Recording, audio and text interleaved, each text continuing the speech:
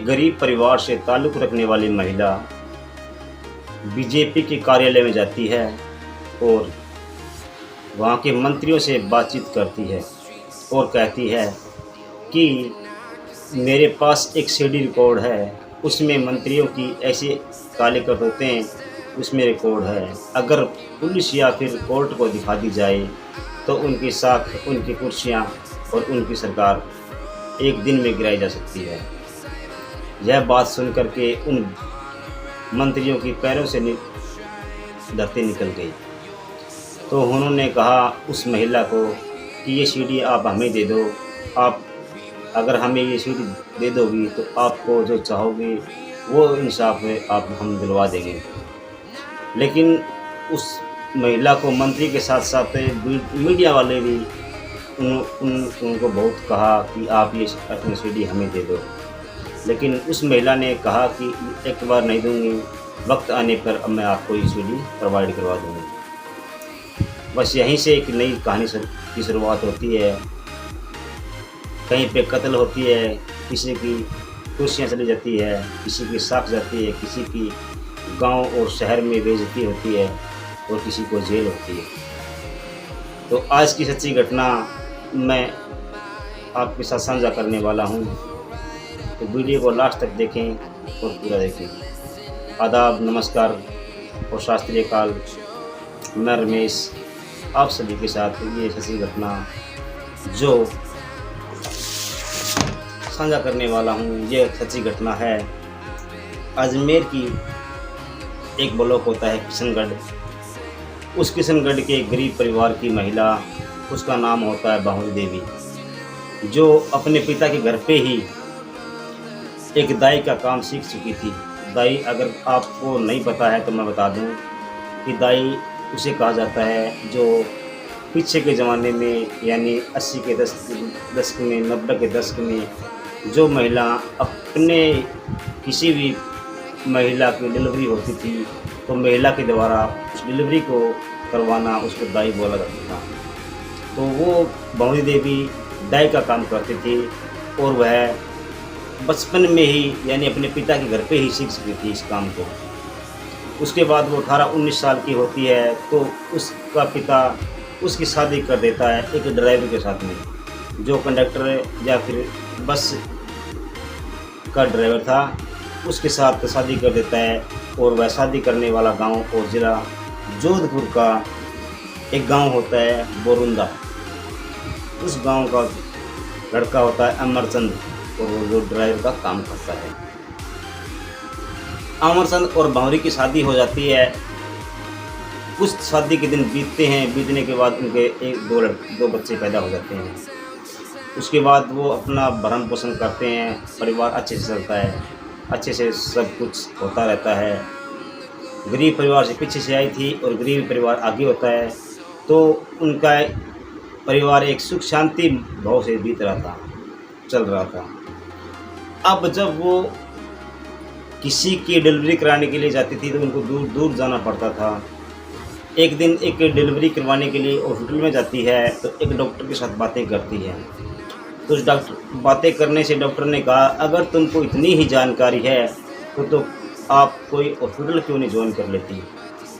तो वो कहती है कि मैं 8वीं पास और गरीब परिवार की, मेरे को कौन भला नौकरी दे सकता है और मेरे को कौन हॉस्पिटल में रख सकता है।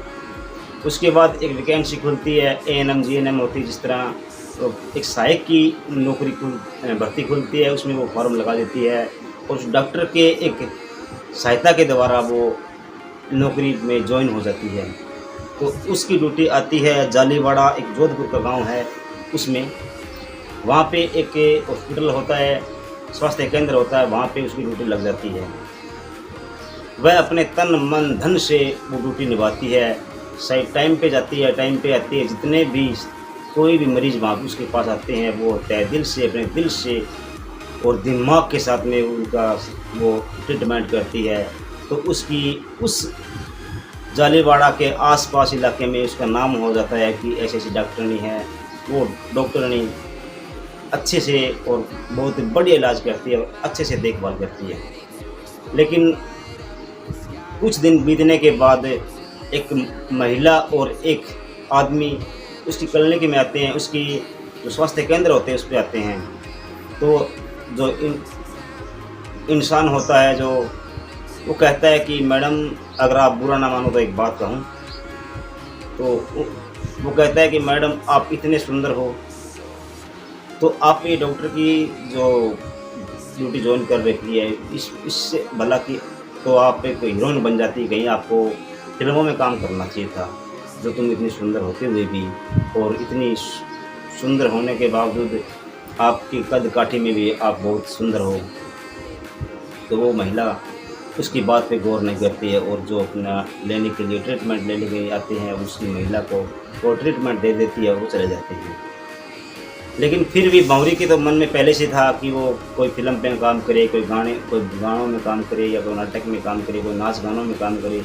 ये रुचि तो उनकी पहले से थी, लेकिन उसको कोई मौका नहीं मिला था आज तक। लेकिन कुछ दिन बीते, 10 या 12-15 दिन बीतने के बाद वो इंसान फिर आता है वहाँ पे, फिर वो वही बात कहता है। तो उसको पहले विश्वास नहीं होता है, लेकिन जब दूसरी बार वो आके कहता है तो उनको विश्वास हो जाता है।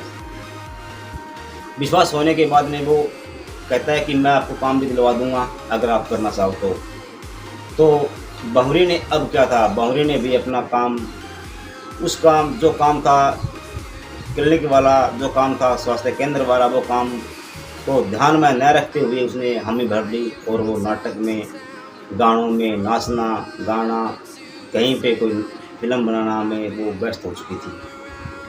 अब वो उस गाने और नाचने गाने में ज़्यादा व्यस्त थी और ड्यूटी पे भी अपना ध्यान कम दे रही थी। वो अपनी ड्यूटी की भी नौकरी खा रही थी और इधर की भी नौकरी खा रही थी। लेकिन जब भी कोई सरकारी काम होता, कोई मीटिंग होती या कुछ और सरकारी काम होता या किसी से मिलना होता, तो वो रोज़ वहाँ पे जाती थी, वहाँ पे अपनी हाज़िरी अटेंड करके आती थी, वहाँ पे वो मीटिंग अटेंड करती थी।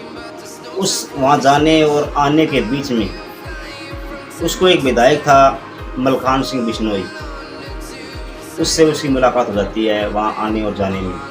वो जब भी वहाँ जाती है तो उनको वो वहाँ मिल जाता है। अब मलखान सिंह बिश्नोई और भंवरी देवी की मुलाकात होने लगी, उनमें भी बातचीत होने लगी, नज़दीकियाँ बढ़ने लगी और उन दोनों ने अपनी बात साझा करने लगे और वो दोनों एक प्राइवेट संबंध भी बनाने लगे। तो अब भंवरी देवी और विधायक मलखान सिंह दोनों की कटुत ऐसी होने लगी कि वो दोनों एक अपने ही मिजाज में जीने लगी। अब भंवरी देवी को ये हो चुका था कि विधायक अपने कहे का है, हम जैसे काम करेंगे वैसे करेंगे, हमें कोई कहने वाला है नहीं। इसलिए वो नहीं तो स्वास्थ्य केंद्र में जाती, सिर्फ नाचना गाना और विधायक से मिलना, यही काम बाकी रहा था उसका। अब गांव के भी उस दालेवाड़ा में और कोई भी स्वास्थ्य केंद्र या नज़दीक में कोई हॉस्पिटल नहीं था जो कि मरीज को ले जाया जाए, कोई उसका इलाज किया जाए। अब भंवरी देवी से सभी दुखी हो चुके थे। तो एक इंसान जाता है डीएम के पास और भंवरी देवी की शिकायत कर देता है कि साहब, वहाँ पे जो अधिकारी, जो डॉक्टर वहाँ पे जो ड्यूटी करता है वो हमारे हॉस्पिटल में कभी आता ही नहीं है, हमारी क्लिनिक में कभी आता ही नहीं है। ये शिकायत लगाने के बाद डीएम उसकी पूरी छानबीन करता है, उसके पीछे जो भी अपनी टीम होती है वो लगाता है। लगाने के बाद में वो तहकीकात करने के बाद में देखता है कि भंवरी देवी ड्यूटी पे आती नहीं है और वो नौकरी खा रही है। फिर डीएम ने उन्हें उस नौकरी से बर्खास्त कर दिया और बोल दिया कि अब तुम्हें यहाँ आने की ज़रूरत नहीं है, आप तुम नाचो गाओ और जो तुम्हें करना है वो तुम्हारी मर्जी करते हो। फिर वह दौड़ी दौड़ी विधायक मलखान सिंह के पास जाती है और कहती है कि तुम्हारे होते हुए मुझे ड्यूटी से निकाल दिया गया, मुझे वहाँ जाने नहीं दिया जा रहा है, मुझे वहाँ ड्यूटी करने नहीं दे रहे हैं। तो मलखान सिंह कहता है कि तुम चिंता मत करो, तुम टेंशन मत लो, ये छोटी सी बात है, तुम्हारा काम हो जाएगा। विधायक फिर डीएम से बातें करता है, उनके पास जाता है और कहता है कि साहब, आप जो भंवरी देवी को आपने बर्खास्त किया है वह हमारे पहचान की है, हमारे नज़दीक की है, हमें हमारा वहाँ आना जाना है, उनका भी आना जाना है।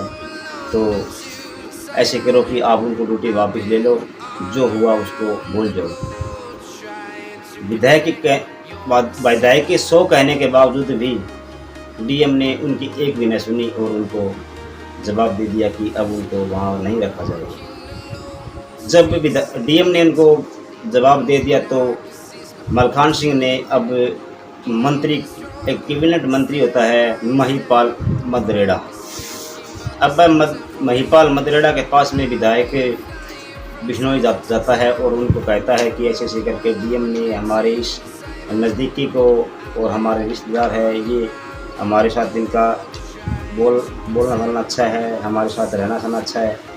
तो इन्होंने डीएम साहब ने इनको बर्खास्त कर दिया, आप कह कर के उन्हें दोबारा उसकी ड्यूटी पर भेजो। तो डीएम के कैबिनेट मंत्री के पास भंवरी देवी का आना जाना लग चुका था। अब वो बहुत बार उसके पास जा चुकी थी और आ चुकी थी। उसके बाद मंत्री ने डीएम को लताड़ते हुए कहता है कि उस महिला की वापसी करिए, ये अपना जगह पर काम करेगी, जैसे करेगी वैसे करेगी, वो उनकी मर्जी है। अब राजनीतिक का हस्तक्षेप था, इसलिए डीएम भी, जिला मुख्यालय डीएम भी कुछ नहीं कर पाए और उन्होंने जो मंत्री ने कहा वो उन्होंने करना पड़ा और उन्होंने उस महिला यानी भंवरी देवी को ड्यूटी पे रख दिया। उसके बाद अब भंवरी देवी का रवैया कुछ और ही बदल गया था। अब मंत्री और विधायक दोनों के साथ उनका संबंध हो चुका था, उनसे बातचीतें होने लगी थी, उनके पास आना जाना हो चुका था। अब भंवरी देवी का सब कुछ बदल चुका था। पहले गरीब परिवार से ताल्लुक़ रखने वाली, अब उसके पास गाड़ी हो चुकी थी। जो कच्चे मकान में रहने वाली, अब उसके पास अच्छी बिल्डिंग हो चुकी थी, अच्छा घर हो चुका था। उनके बच्चे जो सरकारी स्कूल में अध्ययन थे, अब वो प्राइवेट में इंग्लिश मीडियम में वैसे स्कूलों में जाने लगे थे और उनका चाल चलन, रहना सहना, रंग ढंग, ओढ़ना पहनना सब कुछ चेंज हो चुका था। अब वो जिस तरह उसका ऐसा रवैया हो चुका था जिस तरह की कोई करोड़पति या लखपति हो, उस तरह वो रहने सहने लगी थी। गाड़ी में आना था और गाड़ी में जाना, ये सब कुछ उनका लगा रहता था। इस तरह टाइम निकलता गया और अब उनका विधायक के साथ और मंत्रियों के साथ में मीटिंगों में और कहीं पे आना जाना लगा रहता था। और वह अब इतनी बातों की जानकार हो चुकी थी, उसने बहुत ज़्यादा सीख लिया था। ये बात 2009 की है और उस टाइम उन्होंने मीटिंगों में उनके साथ जाकर बहुत कुछ सीख लिया था। तब 2009 की बात है, तो एक विधायक ने कहा, अगर तुम इतनी जानती हो, इतनी जानकार हो, तो तुम्हें सब चीज़ की जानकारी है, तो तुम विधायक क्यों नहीं बन जाती? हमको क्या बोल रही हो? तुम विधायक क्यों नहीं बन जाती? ये बात भंवरी देवी को फट जाती है और वो सोचती है कि अब हमको विधायक ही बनना है। जिस तरह कैबिनेट मंत्री होता है वो सोचता है मैं बड़ा मंत्री बनूं, विधायक सोचता है कि मैं मंत्री बनूं। और ऐसे जिस तरह हर बंदे का बड़े आगे से आगे सपना होता है, उसी तरह आज भंवरी देवी का भी सपना हो चुका था कि मैं भी विधायक बनूंगी। वो जाती है अपने नज़दीकी जो विधायक होता है मलखान सिंह बिश्नोई, उसके पास जाती है और कहती है कि मलखान सिंह, मुझे भी अब टिकट चाहिए, मुझे भी विधायक बनना है, विधायक बन कर के मुझे अब विधायकी करनी है, राजनीति करनी है। तो मलखान सिंह कहता है कि मेरे में इतना पावर नहीं है, मेरी इतनी नहीं चलती है, नहीं इतना मेरा पावर है कि मैं तुमको विधायक की सीट दिलवा सकूँ। मैंने तो खुद विधायकी की है, मैंने तो खुद सीट ली है किसी के पास से, तो मैं तुमके भला क्या सीट दिलवा सकता हूँ? टिकट दिलवाने का काम तो मंत्रियों का होता है, मंत्री ही आपको टिकट दिलवा सकते हैं, वरना वो कोई नहीं दिलवा सकता। अब ना ही तो विधायक फोन उठा रहा है और ना ही मंत्री उठा रहा है, तो वह थक हार के जयपुर जाती है सरकारी आवास पर मंत्री को कहती है, अगर तुम मुझे टिकट नहीं दिलवाओगे तो मैं तुम्हारे साथ वो करूँगी जो तुमने सपने में नहीं सोचा होगा। क्योंकि जो तुमने मेरे साथ रातें बिताई है, जो तुमने मेरे साथ जो सलूक किए हैं, वो मैंने सभी सीडी में रिकॉर्ड कर रखी है और सीडी तो मेरे पास है। अगर मैं वो सीडी किसी को दिखा दूंगी कोर्ट में या पुलिस स्टेशन में, तो तुम्हारी साख और तुम्हारी कुर्सी एक दिन में ही चली जाएगी। यह कहने के बाद में मंत्री को अब डर लगने लगा कि पता नहीं क्या होगा। तो मंत्री ने उसे अपने गार्ड से थे, अपने जो पास जो बंदे रखते हैं सुरक्षा के लिए, उनको बुलाया और कहा इनसे एक सीडी है इसके पास, वो लेनी है, बेशक तुम कैसे ही रहो तुम्हारी कुर्सी। अब मंत्री के गार्ड से थे, वो भंवरी देवी को वहाँ उठाते हैं और कहीं और ले जाते हैं, वहाँ पे उसके साथ पिटाई करते हैं, लेकिन वो वहाँ से बस बचाव करके निकल जाती है और भाग पड़ती है। अब उसको पता हो चुका था कि अगर तुम्हारा अब घर से बाहर निकलना खतरे से खाली नहीं है, इसलिए वो अगर कोई ज़रूरी काम होता तभी तो वो घर से बाहर निकलती, वरना नहीं अपने घर पे रहती है। फिर कुछ दिन बीते, 10 या 12 दिन बीतने के बाद में विधायक और मंत्री ने दोनों मिलकर के एक बंदी से फ़ोन करवाता है और कहता है कि तुम वो सीडी हमें दे दो, हम तुम्हें बदले में 7 लाख रुपये दे सकते हैं। ये बात उसका पति भी सुन रहा था और कहा जा रहा था कि पहले उसके बच्चे 2 थे, अब 3 हो चुके हैं, और उसका जो पति था वो भी उससे बहुत ज़्यादा दुखी रहने लगा था, क्योंकि वो अपने पति से बात नहीं करती थी और वह उसके चाल चलन भी अच्छे नहीं थे। वो और कहा जाता है कि जो तीसरा बच्चा था वो उस विधायक के ही, इसलिए जो उसका पति था वो उससे बहुत ज़्यादा नफरत करने लगा था। अब ये बात उसके पति को पता चल जाती है और वो भी सोचने लग जाती है कि हम अब जो पुरानी वाली गाड़ी है उसको बेच देंगे और अब नई बड़ी गाड़ी, सुंदर गाड़ी लेंगे, बड़ी गाड़ी लेंगे, ये सपने वो लेने लग जाती है। तो वह अपनी गाड़ी को एक विधायक के ही भाई होते हैं सोहनलाल बिश्नोई, उसको 4.5 लाख रुपए में वो अपनी गाड़ी बेच देती है और उसे 50,000 रुपये एडवांस के तौर पर ले लेती है और बाकी के पैसे 2 या 4 दिन में देने की बात हो जाती है। अब सोहनलाल का फ़ोन आता है और कहता है कि तुम फलां जगह पे आ जाओ, तुम्हें तुम्हारे 4 लाख और 7 लाख वो 11 लाख रुपए तुम्हें दे दिए जाएंगे और तुम सीडी दे देना हमको और तुम्हारे पैसे लेके चले जाना। अब वह दौड़ी भंवरी देवी वहाँ पे आती है और सोहनलाल को कहती है बताओ पैसे कहाँ पे है। तो वो कहती है कि वो गाड़ी है, उस गाड़ी के अंदर 2 बंदे बैठे हुए हैं, एक ड्राइवर है और एक और है, उसके पास पैसे हैं, आप उसको पैसे दो और तुम्हारी सीडी है वो उनको दे दो। अब वो गाड़ी में जाती है और बैठ जाती है। गाड़ी बैठने के बाद वहाँ चल पड़ती है। चलने के बाद वह राजू जो गाड़ी में बैठा हुआ था वो आदमी कहता है कि हमें कैसे विश्वास हो सकता है कि तुमने ये सीडी है जो मास्टर सीडी हमारे पास तो दे रही हो, क्या हो पता तुम डुप्लीकेट भी दे सकती हो।